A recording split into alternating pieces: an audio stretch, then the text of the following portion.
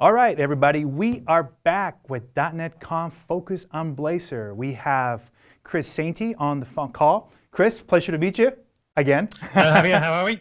We're doing great. So you're here to talk to us about routing A through Z, is that correct? That's correct, yes. Perfect. All right, take it away. We're anxious to hear your content. Cool, let's get going with some screen sharing. So let me do that and let's get PowerPoint going. Cool. So first of all, let me just say hello and hope, oh, yeah, nearly forgot. There we go, cool. So yeah, I hope everyone's really enjoying .NET Conf Focus on Blazor so far. Let me just introduce myself. My name is Chris Sainty and I'm a lead software engineer and I'm also a Microsoft MVP. And today we're going to be talking all about routing A to Z in Blazor. So I've divided the session up into kind of two halves. The first half we're going to be in PowerPoint. We're going to look at all the various parts of routing in Blazor, and then we're going to move over to Visual Studio for the second half and go through some code demos. So we'll crack on because we've got a lot to get through. So let's start off by looking at some real fundamentals. What's the difference between traditional web apps and Blazor apps in terms of routing and navigation? So we're going to load a traditional web app. We're going to type an address into in a browser. We're going to go off to a server. The server is going to return us the initial page for that application, and then our browser is going to render that page for us. Once we've got the application running, we can then click on links within the application. And every time we do this, again, we go off to the server, we get the page back from the server that that the link points to, and then our browser renders that page for us. So that's quite straightforward. Now, the key thing to take away here is that no matter whether we're using HTML pages or whether we're using frameworks like MVC or Razor pages, which create dynamic pages, we're always moving between entire pages, and we're always doing that by going back to the server, downloading a whole page, rendering a whole new page every single time. So how does this differ in Blazor? Well, we load a Blazor app in the same way. We obviously type an address into a browser, we go off to a server, and we're going to get an initial page back from the server for that application, and then our browser renders it. So I'm going to show this through with the Blazor WebAssembly app because I think it's a little bit clearer, and then we'll look at Blazor server as well. So we get that index page and we render our application. But once we're in the application, things become very different. When we click on links in Blazor applications, those navigation events are intercepted by Blazor, and they're funneled through to Blazor's router component. Now, the particular link that we've got here is trying to navigate us to a route of item/2. So Blazor's router is going to use that information, and it's going to look at a routing table that it keeps in memory. It's going to try and find a route that matches, which in this instance would be the second one in the list. Now, the squiggly brackets ID is something called a route parameter, and if you don't recognize that, don't worry, I'm going to cover those a little bit later. But anyway, take my word for it, that's the route that's going to match. Blazor's router then knows that the item details component is the correct component to handle this route. The router is then going to load the item details component and run it. That's going to generate some UI updates, and then Blazor will apply those UI updates, and the view will update for us. Now, the eagle-eyed among you may have noticed that the URL's changed as well, so there's some magic going on there to give us that impression that we've moved to a new page. But really, we've never left the browser. We've stayed inside of that initial index page that we originally downloaded. And this is where single-page applications get their name from. We're operating over a single physical page. So Blazor is dynamically changing the content depending on which route that we're requesting. Now, is there any difference in Blazor server apps? Slightly. When we click on links in Blazor server applications, the navigation event is transmitted over SignalR back to Blazor's router that's running on the server. However, from this point forward, everything pretty much continues as it did before. Blazor's router is going to look in the routing table, it's going to find a route match, and then it's going to load the component that handles that route. Again, it will run the component, calculate UI updates. These will then get transmitted back over the SignalR connection, and then again, our browser will be updated with whatever that new page component looks like. So that was a really high-level view of routing in Blazor. So let's start diving a little bit deeper now, and we'll look at the router component and the various things that it has to handle. So if you've not seen it before, this is the router component in Blazor, and you can find this in the main app component. Now, there's three things that we need to provide the router in order for it to work correctly. The first one is this app assembly, and this is where we can tell the router where to go look to find page components. Now, page components are just regular components that have a page directive at the top of them. Blazor's router is going to scan whatever assembly we give it, and it's going to go and find these page components, and it's going to use them to generate the routing table I was referring to in the earlier slides. The next bit that we need to provide the router is a found template. Now, this is where Blazor is going to load the component, the page component, which handles a route once it's found a match in the routing table. The job of actually rendering that component is handled by the route view component, and it knows which component to load via information contained in the route data object, and that's provided by Blazor's router. That will contain the type of the component that needs to be rendered, along with any parameters that that component needs. The other job that the route view does for us is it provides us the ability to set a default layout for all pages within the application. So by default, that's the main layout component. Now, if you do have a scenario where you have certain pages that you want to use a different layout, that's cool. You can specify a layout on a page directly, and that would overwrite any value set here by the default layout parameter. And then the final piece of the jigsaw is the not found template. So this is what Blazor uses when it can't find a route match in its routing table. The default setup is to use a layout view component. That's a simple component that allows us, again, to specify a layout to use. And then whatever the child content is of that layout view will be displayed within that layout. So by default, it's this p tag with this, sorry, there's nothing in this address message. Now, again, this is all customizable. You can change this. You could change the content of the layout view. You could remove the layout view entirely, and you could put your own component in there. It's completely up to you. So I mentioned a second ago, Blazor goes off and Blazor's router scans the assembly we give it to discover page components. But how does it actually discover these page components? How does it know what they are and identify them? So in order to make a regular component into a page component, we use the page directive, which is, you can see it in this top left of the slide here.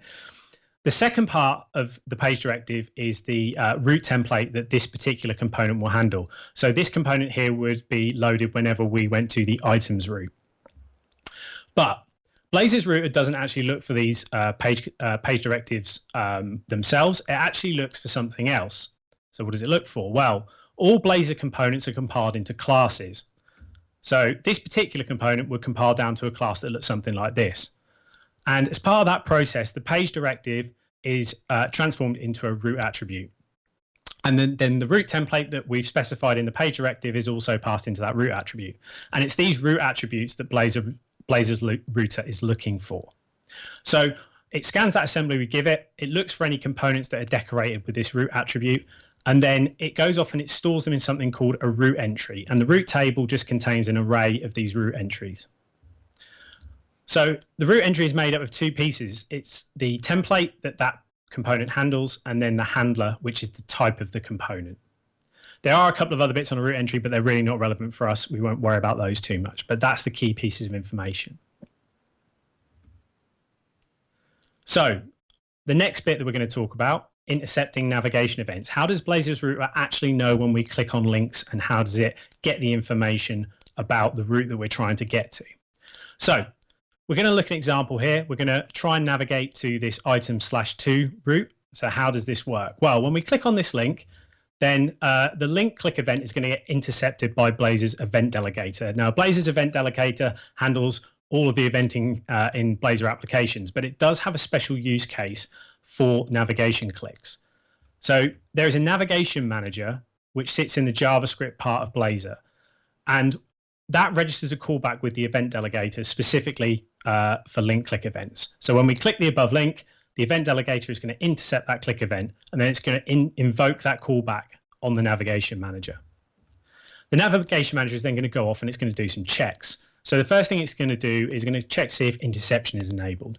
Now, this is enabled by Blazor's router when it boots up, and it's quite an important check because if the router is not there, it's failed to boot, whatever, then the navigation manager is not going to continue to handle the event because there's nothing further downstream to deal with it.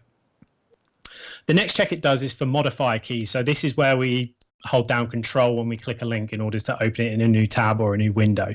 If the users chose to do that, we don't want to interfere with that. We want to allow that to open in a new tab or a new window. In a similar vein, there's a check for a target attribute. So a target attribute is a way of specifying programmatically that a link should open in a different location, be that a new window or a new tab. So again, if one of those is present, then the navigation manager is not going to handle the event anymore. There is a slight caveat with that one though.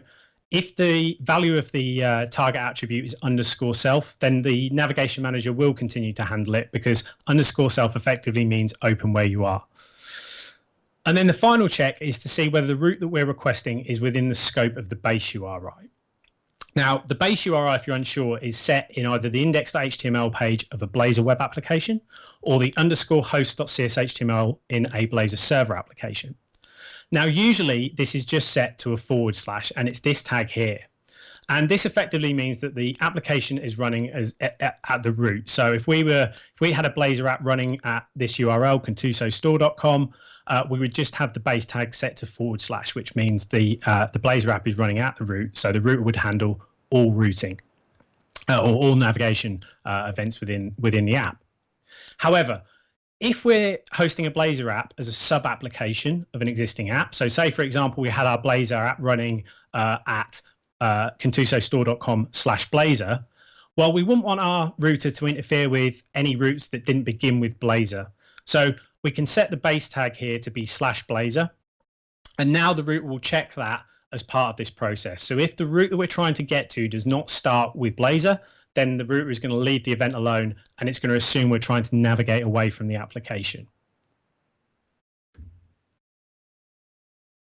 So once all these checks happen, if any of them fail for whatever reason, then the event is allowed to continue as normal. So that will execute down its normal path. However, if all of these checks pass and the navigation manager feels it should deal with them, it's going to do two further things.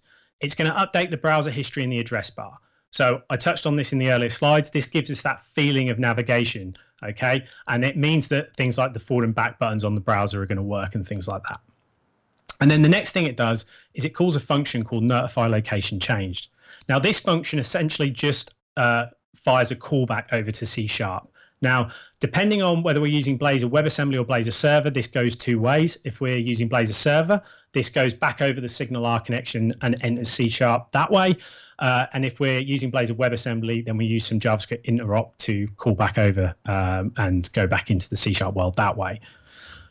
So once we do this, we're going to hit the navigation manager that's in the C# part of Blazor. Now, this is something you may be familiar with if you've done any Blazor development. This is the navigation manager you may have injected into your components to use the URI property or hook onto its location changed event and things like this. And this pretty much is what this location change callback is going to do. It's first going to Oh God, sorry, hold on. Let me just get back to where I was. My application's gone a bit nuts there. Ooh. There we go. Skip through here. Cool. So there we go. So what's going to happen is the first thing it's going to do is update the URI property on the navigation manager to wherever we're trying to get to. So in this case, it would be items/2. And then it's going to raise a location changed event on the navigation manager. And this is what the router is listening for. So the router is then going to take the information, it's going to check the URI property on the navigation manager, and it's going to check that against its routing table. If it finds a match, it's then going to load the component that handles that route. So that's how we go from clicking a link to the router actually loading the correct page component. So the final bit I'm going to talk to you about in slides is route matching. So how does the actual route matching process happen? So say we're trying to get to this route. So we're going to go to tech/cameras. So we know that the Blazor's router is going to look through route entries in order to find a match. And up till now, I've always sort of said the template is this this full string, this /tech/cameras. But actually, the route entry object doesn't store them this way. It splits them on the slashes into segments. So this particular route would become tech and cameras, okay, as two separate segments. The router does a similar thing to the route that we're trying to get to. It splits that down into segments as well, so tech and cameras. And then it just does some checks to see if everything matches. So the first thing is Dear, oh dear, sorry, I do apologize. The first thing it does is a segment count match. So here we can see we've got 2 segments in the template on the left, and we've got 2 in our requested route on the right. So that's a segment match to start off with. And then the next thing it does is do a segment by segment check. So these are just string comparisons because all segments are treated as strings. So tech and tech, that's a match. So that's cool. And then cameras and cameras, that's a match. So in this instance, the router would consider this a match across all segments, and therefore the route matched, and it would now try and load the camera list component to handle that route. Now, the other thing about route matching is where route parameters are involved. So I've touched on those a little bit. I touched on those a little bit earlier. So here we're trying to navigate to items/2. So in this instance, the template would look like this, but as we know, it's stored in segments. So that would break down into 2 segments, items and ID. Oh my good Lord, sorry. So there we go. So that would break down in 2 bits. So again, we do the same thing. We do a segment count match here, and then we do a segment by segment match. So we're doing a string comparison here, which is items and items. So that would match. And then the next thing is this squiggly brackets ID, which is a route parameter. Now here, the router is just going to push whatever is in the second segment of the requested route into that route parameter. So in this instance, this would all match. So again, this would be another match, the route would match, and it would load the view item component in order to handle that. I'm going to talk to you a bit more about how route parameters work in the demos, because I think it's a bit clearer there, but I just wanted to touch on this now in the slides. So that is it now in the slides, and I apologize for my computer going a bit nuts doing that. So I'm just going to come out of PowerPoint now, and I'm going to jump over to Visual Studio, and we're going to go through some demos. So first of all, I've got a solution here, and I've just got a brand new Blazor server application. It could be Blazor WebAssembly. There's nothing specific I'm doing here to one hosting model or the other. And the other thing I've got is a Razor class library. Now, I've set up a project dependency from my Blazor server application to the Razor class library. And the first thing I want to talk to you about is how you can load page components that aren't actually in your Blazor application directly. So here's the app component, and this contains Blazor's router. We talked about this earlier. And we can see that we have the app assembly, and we're passing in our Blazor applications assembly as a value there. So how can we load a page component from this Razor class library? Well, the first thing is I'm going to repurpose this component1.razor. I'm going to make it into a page component, okay?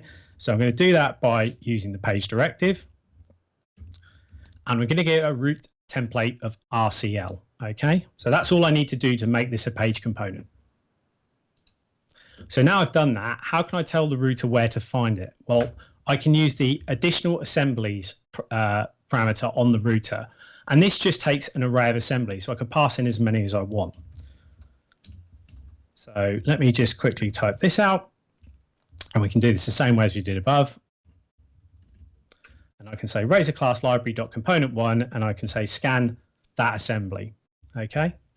So that's all I need to do. Blazor's router is now going to scan the app assembly we've provided along with whatever we've put in this additional assemblies parameter. Now, to make life a little easier, I'm going to open the nav menu component. I'm going to add a link to our new page just so we can navigate to it a bit easier. So I'm going to put the route in here, which is RCL. And I'm just going to update this, the name for that link there. So quickly while I'm here, I'm using the navlink component to do this. This is a great little helper component that comes out of the box with Blazor. It just generates a normal anchor tag. But what will happen is when we're on the RCL route, it's going to apply an active class to that anchor tag. So this is great. You can then style active links, which is can be really useful. So we've got all that in there. So I'm just going to save that. Now, if I jump over to the browser and do a refresh. Now you can see I've got this our new link on the side here, this RCL page, and when I click on it, you can see the route has updated in the address bar here. We've moved to the RCL route, and we can see we've now got that component loading from the Razor class library. So that is how we can load Blazor pages from external libraries, which is quite cool. So the next thing we're going to talk about is root parameters and root constraints. So we talked about those a second ago. So we're going to have a look at them in a bit more detail. So I'm going to repurpose the counter page for this. So if you've not seen the counter page before, it's just a simple page where I can click and increment a counter. But what happens if we want to increment the counter from a different starting value instead of 0? How can we do that? Well, what I'm going to do is I'm going to make some modifications. I'm going to add an additional page directive. I'm going to give it a template of counter / I'm going to put these squiggly brackets in and I'll say starting count. So this is how we define a root parameter. We use these curly braces and then we give it a name. But how can I access what's in there? How can I use this in my component? Well, I'm going to remove this private field. I'm going to create a parameter on the component. And I'm going to call that starting count. So that matches the same name as I've given my root parameter. And then what's going to happen here is when Blazor's router does the match, it's going to pass whatever value is in that segment of the root into that property that I've just defined, that that component parameter. So I need to make a couple of changes here just to make everything work. So let's put starting count there and we'll do the same there and we'll save that. Cool. Now that should be all we need to do. So let me just go over to my browser and I'll do refresh. And if I click on the counter page, you can see it started from 0 as it did before. But now I should be able to go /10. Oh, my keyboard is not happy today. There we go. /10, hit enter. Oh, but now I've got an exception. So this is odd. So what does this say? We're unable to cast object of type string to type system int 32. So let's go back to the code and try and understand what's gone wrong here. Now, you may recall when I was talking about root matching, I said all segments are treated as strings. And that's exactly what's happened here. The router is treated with the value in this segment as a string. However, I've typed my component parameter as an int because I want to work with it as an int within my component. So Blazor's router doesn't know this, so it's tried to pass it in as a string, and that's why we've got that exception. So I need to tell the router that whatever is in this segment of the root needs to be castable to an int. And I can do that using something called a root constraint. So if I do :int like this, now I'm saying to Blazor's router, whatever value is in there must be convertible to an int. And if it's not, then this is not going to be a root match. So by doing that, if I hit save, and I'll jump back over and I will just do a refresh.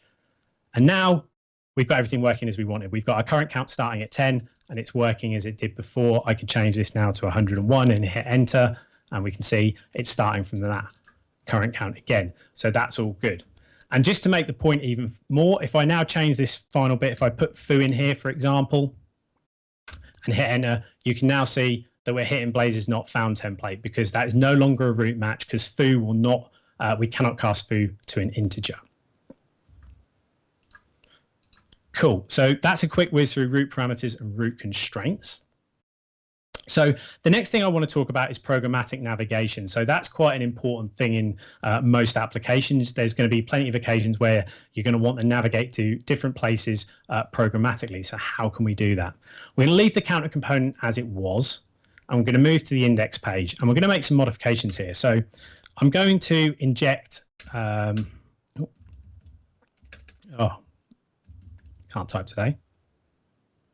I'm going to inject the navigation manager like so. And then what I'm going to do here is I'm going to paste some code because it's just a little quicker. And then we're going to walk through it. So what I've done is I've added a input to the index page and I've bound it to this private field, which is an integer, which is going to be our starting count. So we're going to be able to type a value into this input. And then when we click this button down here, we're going to use the navigation manager and we're going to use its navigate to method to programmatically navigate to our counter component with that particular starting count that we want it to use. Okay, so it's very, very simple to do this in Blazor. So that is all we do. So if we save that off and then we go back to our browser and I do a refresh, so you can see here is our input and our button. So if I now type in 12, for example, and hit go to counter, then you can see the current count is now starting at 12. I can go back, I can change that again to something else. and I can hit go to counter, and again, that is all working. Okay, so that's a really quick and easy one again. So that's programmatic navigation in Blazor. So the last thing I'm going to cover, and the last demo I've got for you, is to how we deal with query strings in Blazor applications. So in order to do this, I've had to install a NuGet package. Okay, so I'm just going to show you that first. So in here, if I just zoom in, we'll go over it and up that. So this Microsoft ASP.NET Core Web Utilities. Okay, so that's got some helper methods that's going to allow us to deal with query strings really easily. Because as it turns out, Blazor doesn't actually do anything with query strings by default. In fact, the root will actively ignore query strings. So what we're going to do now is we're going to try and navigate to our counter component, and we're going to try and pass the starting count as a query string instead. So in order to do that, I'm going to make a quick change to this piece. Oh dear. Like this. And I'm going to say starting count like this. So I've specified now a query string of starting count, and we're going to set the value to whatever we type into the input text box. So that's actually all we need to do on the index page. We're going to leave that alone. So the rest of our modifications are going to be in the counter page. So what I'm going to do is I'm going to inject the navigation manager again, as we did in the index page. And then I'm going to, again, copy in some code. So I'm just going to bring that on a new line just to make it a bit easier. So what we're going to do here. So first of all, I've overridden the onInitialized lifecycle method of the counter component. So this is going to fire when the component is first run. The next thing that we're going to do is we're going to get the current URI, and we're going to get that as a actual URI object. So you can see here the type is a system.uri object. And in order to do that, we're going to use the navigation manager, and we're going to use its toAbsolute method. We're going to, again, use the navigation manager to get the current URI as a string, because we need to pass the, whatever URI we're trying to get as a string into that absolute URI method. So that's going to give us this URI object. Then we've just got a little if statement, and we're going to use this query helpers class, which comes from that web utilities library. And then it's got a pass query method, and here we pass in the query string that we want to operate over. And this is where using that URI object becomes really useful, because we can just say URI.query, and it's going to separate that query string out from the URI for us. So that's really useful. Then we're going to call the try-get-value method. And in there, we're going to say, right, we want to try and get the value for the starting count query string. And then whatever value that has, we're going to want to output it to this underscore starting count variable. If all that succeeds and we get a value come out, then we're going to hit this bit of code here. And basically what we're doing is we're going to assign the value of starting count to that starting count parameter we created earlier. But before we do that, we're going to convert it to an integer, because it does come out as a string. Now, it's probably worth doing something a little bit more robust in a real application than this, because obviously if this couldn't be cast to an integer, this would throw an exception and things would burn. It would be not good. So definitely do something a bit more robust. So that should be it. So if I save this off now and we go back to our browser, if I refresh, we head to the home component and I type in 12, for example, and hit go to counter, everything has worked. So we can see here we're navigating to our counter component, and we've got our query string here. So starting count equals 12, and we can see that our counter has correctly been initialized with a starting count of 12. So we can still click and increment. So that's all working as it did before. So it's all good. Doesn't look like we've broken anything. So I appreciate that was quite a whistle stop. There's definitely a lot more we could talk about with routing, but that is basically it from me. So hopefully we've got some time left for some questions, and yeah. We do have some questions, actually. Hey, Chris. Yeah, we do have some questions here. Beth, did you put one up? Yeah, here here for we me? go. How about this one? Hey, Chris, you want to share your camera and stop sharing your screen so people can see you?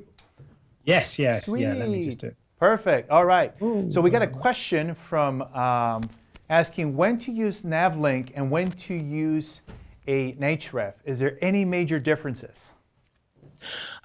So It depends what you're after. So as I mentioned, the navlink component, all it really does for you is it applies that active class when you're on that page that link is for. So you would have seen through the demos there that the menu on the left-hand side, every time I clicked on a link and I moved to that route, the background changed to a slightly different color, and that was because of some styling that's applied in the default template. So if you want to have that kind of stuff happen automatically, then yes, use the navlink component. But ultimately, that's pretty much the majority of what it's doing for you. You can just use a normal href otherwise. So if you're not interested in that custom styling. Perfect. Beth has another question up here. Let's take a look at it. Chris, how do you deal with fragments such as /help pages, /FAQ, hashtag? How do I sign up? So how do you build that up in Blazor? Okay, so is that in terms of actually routing to a certain place on a page? Yes, exactly. Yeah, like for example, I want to go to specifically the midsection where I'm listing a speaker or whatever chunk of code I may have. Yeah, got you. Yeah, so I'll be honest, I've had this question quite a few times from various people. That I'll be honest, at the moment it's not overly easy to do. You'd have to use JavaScript interop to do it. So there's nothing you can do in Blazor out of the box. You would have to you'd have to create some JavaScript, and I believe it's something like you'd use scroll to on an element, but yeah, it would be a JavaScript interop in order to do that. Perfect. So it's funny because we actually do have a great JavaScript interop session later on the day by Javier Cavarro Nelson, who is a software engineer on the Blazor team. So please stick around for that and we can find out more about it. Beth, we have one more question. Perfect. Oh, it's over here. Can we have sample of implementing direct URL, something like it works out of the box in MVC? Direct URLs? Redirect. Oh, sorry. It was redirect URL. Redirect URL. I misspoke. Oh, redirect. Oh, okay. Yeah, you can actually do that quite. You can probably do that quite easily in Blazor in terms of a component. So you could actually have a component at the route that you want to redirect from, and you could override its on initialized, inject the navigation manager, and you could just immediately redirect to wherever you want to go. So you could handle it that way. It's not the most cleanest way of doing it, but you could do it that way right now. Perfect. Thank you so much. Well, Chris, thank you so much for taking the time out of your day. Again, we have a lot of great speakers. Most of them are from outside of the studio just because of logistics and trying to get people in and out. So Chris, thank you for calling all the way from the UK. My pleasure. Thank you for having me. Perfect. So what we're going to do here is Beth Massey actually has several announcements to give to us with regards to Blazor. Several. Several.